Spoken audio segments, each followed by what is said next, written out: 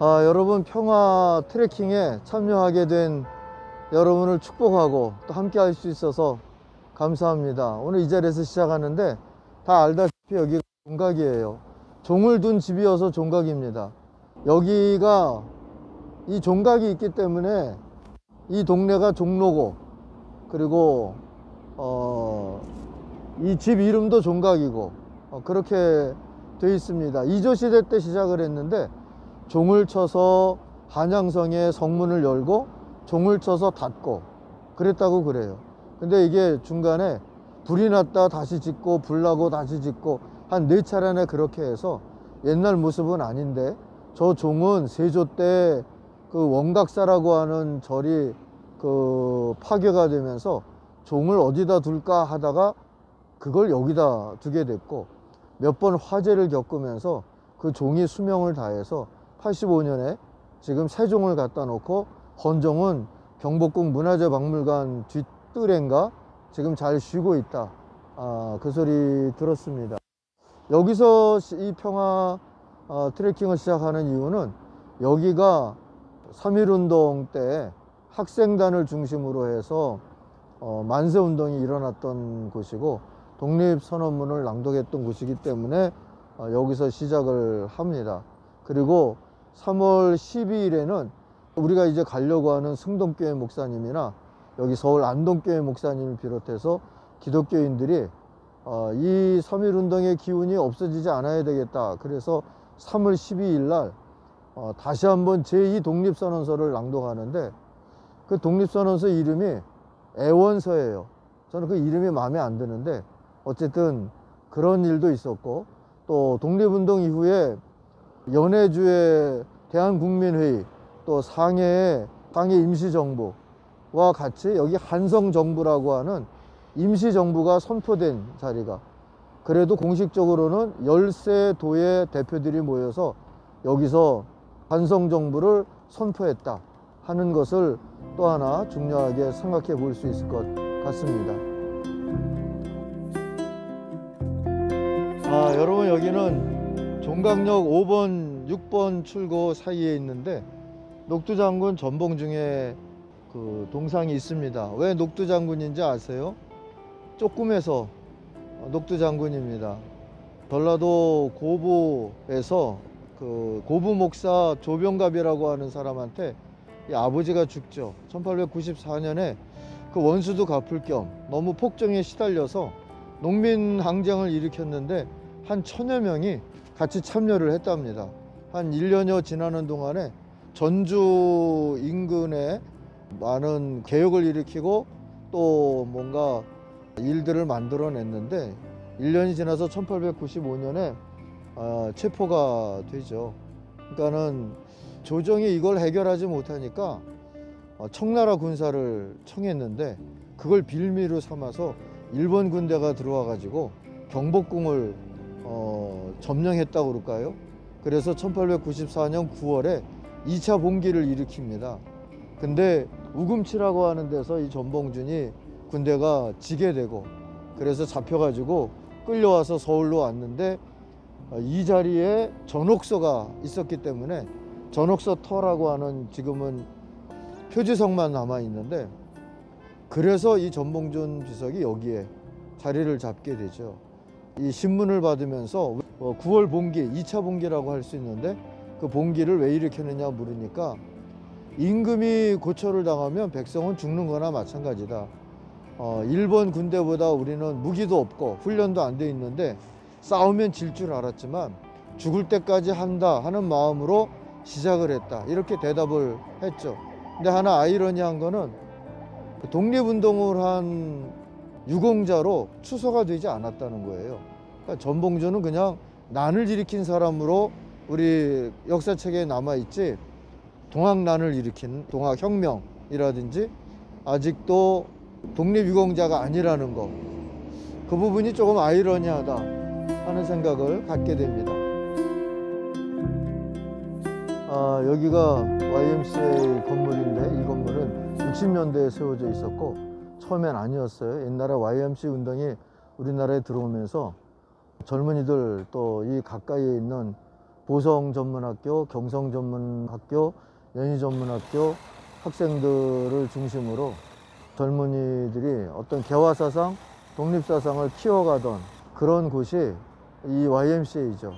그러니까 여기에 간사 한 분이 박희도라고 YMCA 운동과 함께 만세운동을 주도했던 학생 그룹들의 리더격인 분이 여기 있어서 같이 모여서 준비하고 회의하고 하던 자리가 이 자리라는 거, 그 얘기입니다.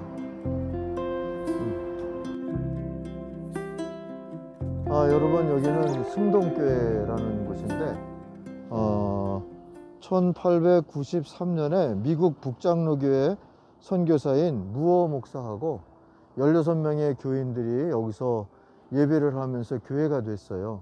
여기를 시작하신 무어 선교사님이 우리가 잘 아는 동막교회에도 선교를 하셨죠.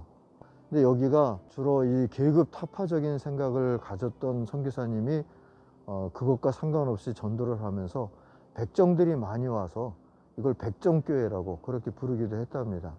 근데 여기 우리가 온 이유는 여기서 3.1운동 당시에 중요한 세력 중에 하나인 학생운동단이 여기서 모여서 그런 만세운동을 시작한 자리이고요. 또 고사 직전에 이갑성이라고 하는 분으로부터 전달된 독립선언서 1500부가 여기서 뿌려졌다는 것도 기억할 필요가 있습니다. 이 교회 자체가, 교인들 자체가 독립정신이 있었을 뿐만 아니라 탑골공원이 여기서 가깝기 때문에 여기가 학생들이 모여서 회의를 하고 준비를 하기에 아주 적합한 지역이었다. 그렇게 기억하시면 좋을 것 같습니다. 여기가 태화빌딩인데 옛날에 태화관이 있었습니다. 태화관은 명월관이라고 하는 요정이라고 할까요? 지금 말로 하면은 청와대 주방장 노릇을 하던 사람 같이 궁에서 그 일을 하던 사람이 나와서 요정을 차리고 상류계층 또는 친일파들이 많이 모여 다녔었는데, 그게 불이 나고 난 다음에 제2관 같이 이 태화관을 여기다 세웠는데, 이 자리는 원래 중종 때 순화라고 하는 공주한테 지어서 주었던 집인데 친일파 이완영이 그 집을 샀다가 그 다음에 그 자리에다가 이 태화관이라고 하는 요정 같은 게 생긴 거죠. 근데 이제 여기에 우리 그 3.1운동의 한 큰 세력 중에 하나인 천도교, 기독교, 불교, 종교인 연합의 이름으로 33인이 여기서 방 6호실이라고 보니까 나와 있던데 모여서 3.1 독립선언문을 공식적으로 낭독한 자리가 이 자리다. 그렇게 여러분이 기억을 하실 수 있을 것 같습니다. 33인이 다 모이지 못하고 29명이 모였는데 4명 중에서는 그날 무슨 일이 있어서 못 오기도 하고 안 오기도 하고, 또 길선주 목사님처럼 기차가 늦어가지고 다 끝난 다음에 서울역에 혼자 내렸다 하는 그런 기록도 남아있기도 하고, 하여튼 그렇습니다. 여기가 김상옥 의거 기념 표지석이 있는 곳입니다. 종강역 1호선 8번 출입구 앞에 있는데, 김상옥은 특별한 인물이죠. 10대 때에 기독교에 입문을 해서 동대문 감리교에 다녔다 하는 그런 기록도 남아 있고요. 그리고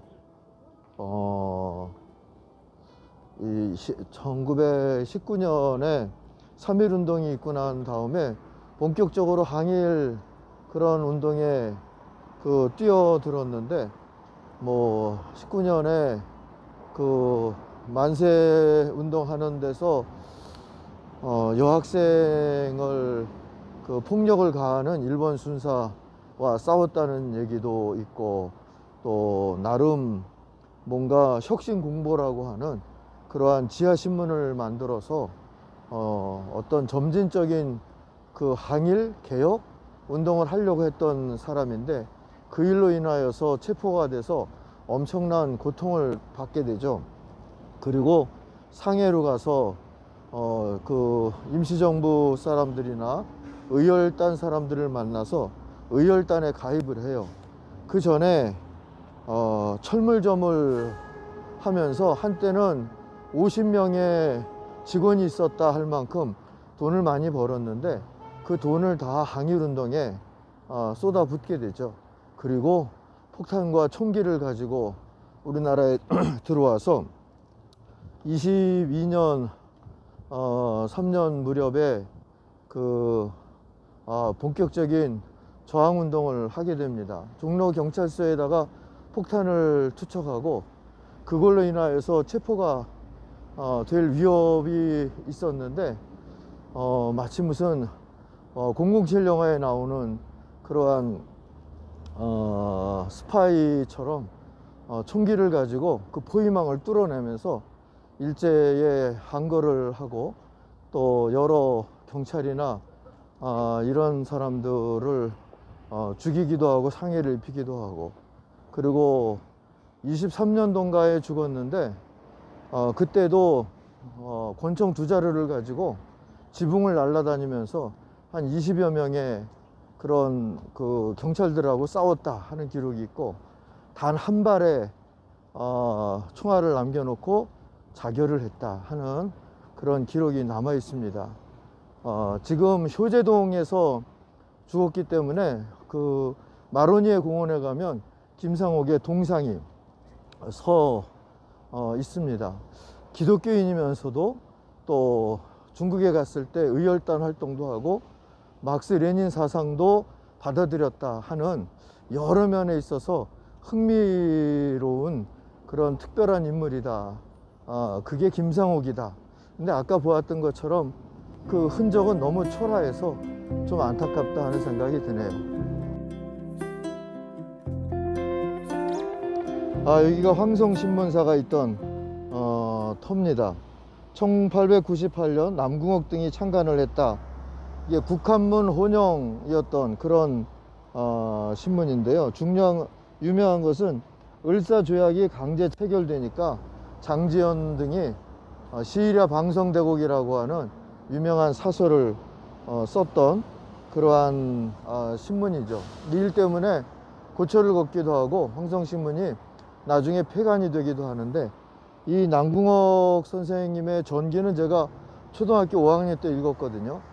여러 가지 유명한 일화들이 있는데 독립운동, 특별히 언론 같은 데에도 힘을 쏟은 분이고, 이 국내부의 어떤 건축 쪽에도 무슨 등용이 되었다가 탑골공원, 지금 파고다 공원을 설계하고 완성한 분이 이 남궁옥 선생님이라고 그렇게 알려져 있습니다. 강원도 분이기 때문에 나중에 이 고문 후유증 같은 걸로 몸을 상하게 되니까 고향인 홍천으로 내려가서 모곡교회라고 하는 그러한 보리울 교회라고 하는데요.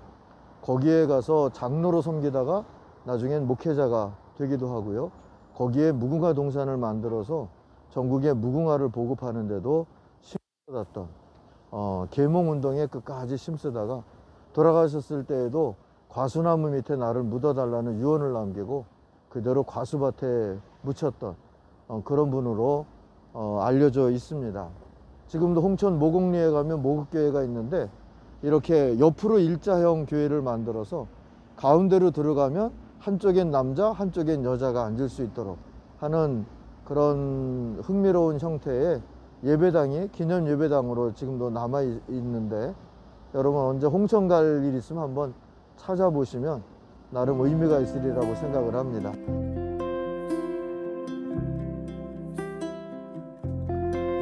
보성사가 있었다 하는 자리인데요. 독립선언서를 인쇄하고 또 여기서 내보낸 그런 인쇄소가 이 보성사죠. 그리고 조선 독립신문이라고 하는 이름으로 1호가 이 독립선언함과 동시에 발행됐던 그런 곳입니다. 그 당시에 유명한 인쇄소가 한 2~3개 있었는데 그 중에 하나가 이 보성사였고요. 이것과 얽힌 이야기가 있는데 2월 27일에 1919년 2월 27일에 보성사가 정신없이 독립선언문을 찍고 있었는데 그 밀정 하나가 눈치를 챈 거죠. 불이 켜져 있으니까. 근데 왔는데 당시에 이 인쇄소를 하시던 분이 뭔가 거금을 좀 뭔가 집어주고 입을 닫게 했는데 어쩐 일인지 입을 닫았어요 진짜. 그래서 3월 1일에 이 독립선언문이 뿌려지는데 별로 지장이 없게 됐죠. 근데 나중에는 그 일 때문에 그 뇌물을 받았던 그 사람은 헌병대에 체포를 된 다음에 이제 뭐 자결했다 뭐 이런 얘기도 있죠. 그게 이 보성사가 여기 있었다는 거 하고요. 조금 더 가보면 대한매일신보 자리가 있는데 거기 가서 다시 얘기를 하겠습니다. 여기는 대한매일신보 창간사옥터라고 되어 있습니다. 대한매일신보가 1904년 영국인 베들과 또 우리나라 사람 양기탁이 창간을 했는데 한글과 한문 그리고 영어로 되어 있었던 그런 신문이고, 외국인이 하다 보니까 그랬을 수도 있겠는데 가장 일제에 대해서 비판적인 글을 썼던 신문이 이 대한매일 신보죠. 그 일로 인하여서 나중에는 국채보상운동이나 뭐 이런 운동들을 적극적으로 지원도 하고 이끌고 가기도 했던 그런 신문인데, 이 일제도 함부로 하지는 못했어요. 근데 나중에 그 을사늑약이 있고 난 다음에 이 신문도 역시 오래 갈 수가 없어서 폐간이 되었었는데, 여기 밑에 보면 이후에 중동학교가 이곳에 문을 열었다 그랬는데 제가 이 학교를 나왔습니다. 지금은 이 자리에 있지 않고 저 강남으로인가 어딘가로 이사를 갔죠. 그리고 요 밑에 보면 요 밑에가 또 신흥무관학교 후예라고 할까? 신흥대학이 여기에 자리를 잡았었는데 나중에 그 학교가 퇴기동으로 이사를 가면서 경희대학이 되었던 그런 자리도 이 자리에 있습니다.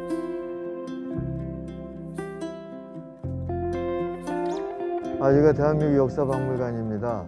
우리 조금 전에 소녀상을 봤는데 그게 92년도부터 수요 집회를 시작한 것이 2011년도에 1000회를 기념하면서 세워진 게 그 소녀상이거든요. 그 소녀상이 쳐다보는 자리가 일본 대사관인데 그 일본 대사관 뒤편에 미국 대사관 자리가 있었고, 이제 그 옆에 대한민국 역사박물관이 지금 이렇게 있습니다. 그 소녀상이 바라보고 있는 그 역사의 굴곡이나 아픔들이 여전히 아직도 바라봐야 하는 주제가 되어 있다는 것이 안타깝고 또 우리에게 뭔가 숙제를 안겨주는 것 같은데, 여러분 언제 기회가 있을 때 이렇게 오늘의 코스도 기억해 주시고, 아니면 역으로 이 대한민국 역사박물관부터 시작을 해서 또 우리들의 코스를 한번 밟아 주시면 좋은 기도의 시간들이 되지 않을까, 묵상의 시간들이 되지 않을까 하는 생각을 갖습니다. 오늘 함께 해주셔서 고맙습니다.